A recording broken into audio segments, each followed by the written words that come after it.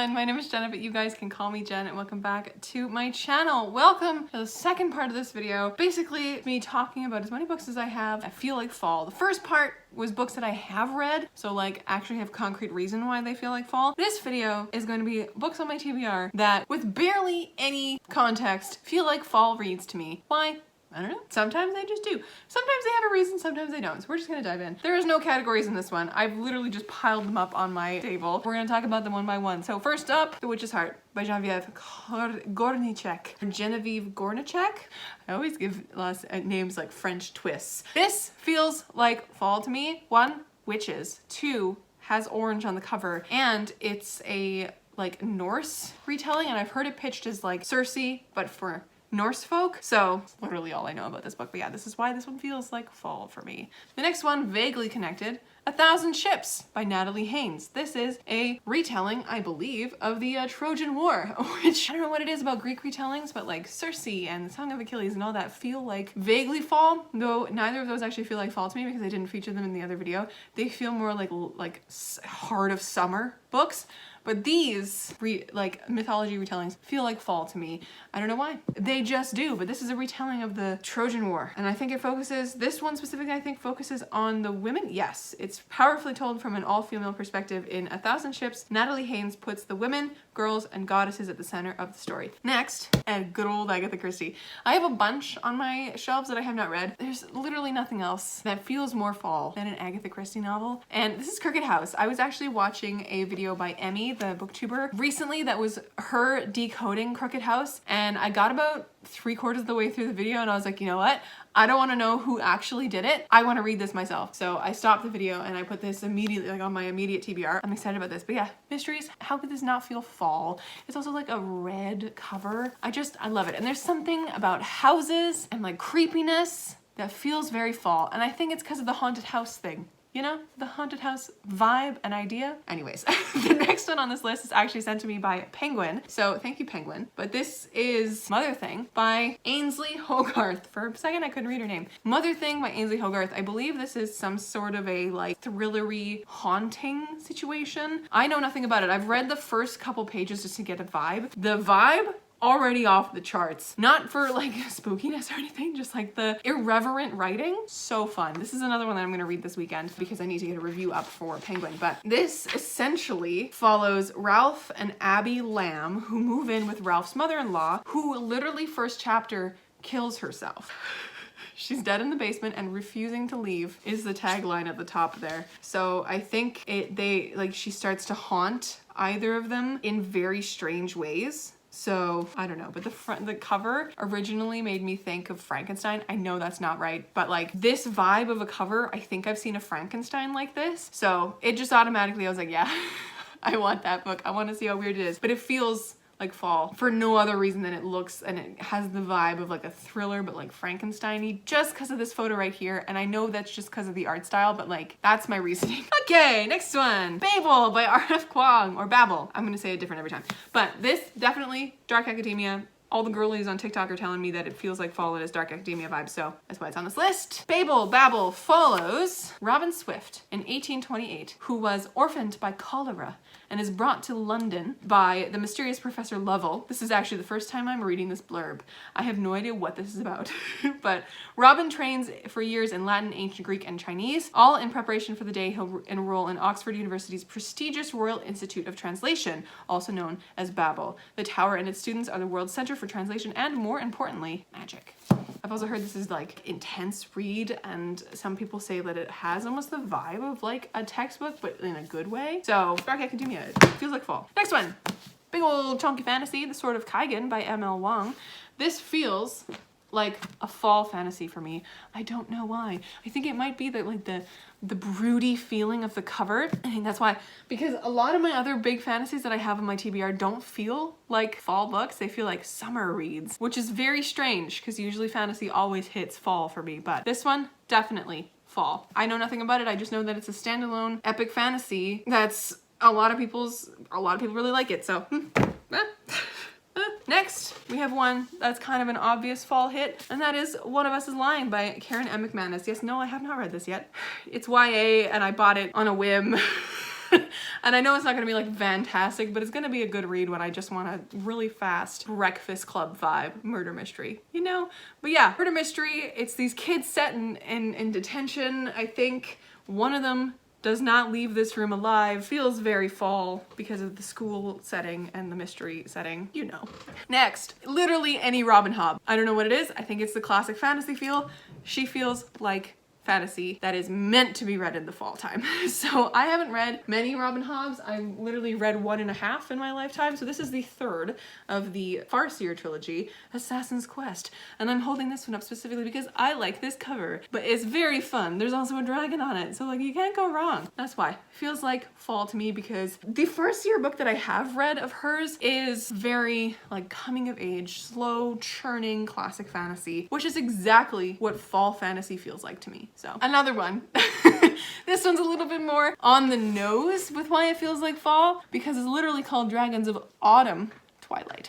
And this is one of the Dragonlance Chronicle books by Margaret Weiss and Tracy Hickman. This is on my shelves because it is part of a cozy fantasy vlog that I'm going to be filming very soon. Literally as soon as I'm done reading the Locked Tomb series right now, and I'm currently halfway through Harrow, rereading Harrow and then going into Nona. As soon as I'm done that, I'm diving into this vlog for you guys. So watch out for that. But yeah, this feels like fall because it's the Dragons of Autumn Twilight. Also the cover is amazing and it's cozy fantasy, so that's why. That's really the only reason. Another one with the same vein as Robin Hobb and the Dragons of Autumn Twilight, Rhapsody by Elizabeth Hayden. And this is just because it's an old fantasy vibe. It's literally the only reason why it feels like a fall read to me, because it's a classic fantasy like Robin Hobb. Bang, bang, boom. Yes, I know nothing about them. We're just piling books in front of me at this point. Okay, next up, Half of Shadows by Laura Sebastian. This is an Arthurian retelling, and this is Half Sick of Shadows. I said that wrong. Half Sick of Shadows, which I remember when I saw this title pitched before this like cover had even come out, before the book had come out at all, and I fully screamed because Half Sick of Shadows is a direct line from Lord Alfred Tennyson's poem, The Lady of Shalott, which is my favorite poem of all time. The Lady of Shalott is beautiful. Automatically, Lady of Shalott is a Camelot set poem, all that goodness. So you know this is gonna be amazing. But yes, this feels like fall to me. I don't know whether it's because it's an Arthurian retelling or because it just feels like it's gonna be a little bit more like luxurious, and that might be the dark green color of the cover that's giving me that vibe. But I'm so ready to sink my teeth into this fall. It's like, I gotta read this soon because I keep putting it off and I know I'm gonna absolutely adore it. So I just need to get to it. But yeah, feels like fall. Okay, another one that might just be the green cover influencing me is Forestborn by Elaine Audrey Becker. I know literally nothing about this book. I have just seen it a few times advertised on Instagram, and then I saw it on Book Outlet and I was like, well, I gotta get this. The cover is gorgeous. It's published by Tor Teen, and I trust Tor with my entire soul. And I don't know, it just feels fall to me. It's got like, you know, forest in the title. I think it has to do with some kind of like magical forest, which automatically feels fall to me for some reason. I don't know why. This one's just vibes. That's why it feels fall to me. Vibes. Okay, the next one. Miss Percys' Pocket Guide to the Care and Feeding of British Dragons by Quimby Olsen. This feels fall to me because it is cozy fantasy, and it just, I don't know, maybe it's also the colors of the cover. It's got like the brown and the orange, and yeah, I think it's just because it's cozy fantasy that it feels fall to me. But there's just something good about a cozy fantasy, y'all know. I'm so excited to read this one. This is another one that's part of that cozy fantasy video that I'm gonna be doing. Another one for that same video, I don't know why I said it like that, The Very Secret Society of Irregular Witches by Sangu Mandana. This is witches, and it's cozy fantasy. How could it not feel like a fall read? You know, I think I've heard people pitch it to be similar to The House in the Cerulean Sea, which I'm kind of excited about because House in the Cerulean Sea is one of my favorite books. It has such a cozy, homey, found family vibe, which I love. So I'm really hoping that this gives me that as well. And I think that's why people were pitching it as that, because of the found family aspect of it. And it's about Mika Moon, who is a witch and then ends up taking care of like a couple young witches, I think. I'm not entirely sure, but I'm very excited to read this in that cozy fantasy vlog. Like this is this is probably gonna be the first book I read in that video because I'm that excited about it. Okay, one last one for that video. That is The Ogress and the Orphans by Kelly Barnhill. This, I think, the one cozy fantasy vibes, also middle grade, automatically cozy, and this cover. I'm obsessed. If you guys don't follow her on TikTok, Meg's Tea Room, please go and follow Meg's Tea Room. She is the queen of cozy fantasy on TikTok, and she actually recommended both of these books, which is why I picked both of them up, because I just couldn't not. But I just, look at this illustration.